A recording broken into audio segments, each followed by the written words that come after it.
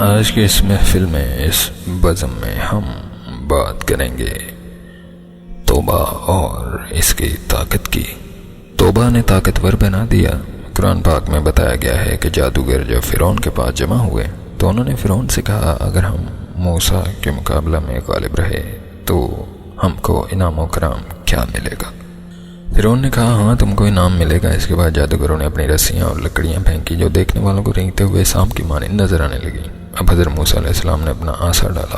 آپ کا عصا ذهب بن کر گھوما تو اس کا اثر یہ ہوا جادوگروں کی ہر لکڑی اور ہر رسی ہو کر رہ گئی۔ جادوگر سمجھ گئے کہ موسیٰ علیہ السلام نے جو چیز دکھائی ہے وہ جادو نہیں ہے بلکہ خدائی معجزہ ہے۔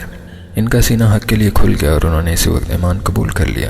فرعون غضبناک ہو کر بولا تم لوگ موسیٰ علیہ السلام کے مومن بن گئے قبل اس کے کہ میں تم کو اس کی اجازت دوں۔ یہ تم لوگوں کی کوئی خفیہ سازش ہے۔ میں تمہارے ہاتھ پاؤں مخالف سم سے کٹوا دوں گا اور پھر تم سب لوگوں کو سولی پر چڑھا دوں گا۔ جادوگروں نے جواب دیا اس ذات کی قسم جس نے ہم کو پیدا کیا، یہ ہرگز نہیں ہو سکتا کہ خدا کی روشن نشانیوں کے مقابلہ میں ہم تم کو ترجیح دیں۔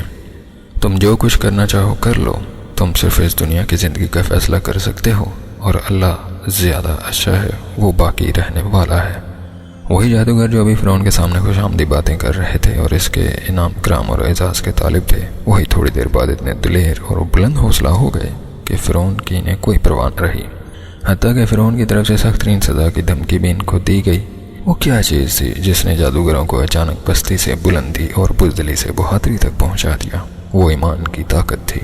انہوں نے انسانوں سے گزر کر خدا کو پا لیا تھا، پھر ان کو انسانوں کا ڈر کیوں کر ہوتا؟